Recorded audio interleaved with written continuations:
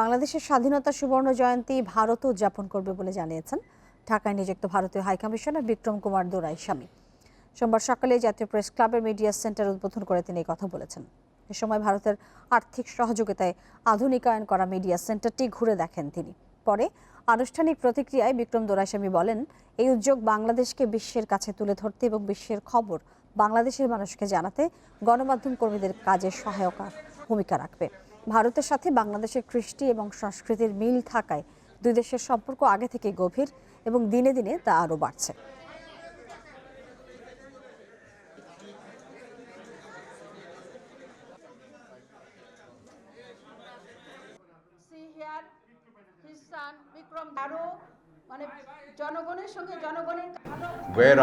where our friendship was founded in 1971.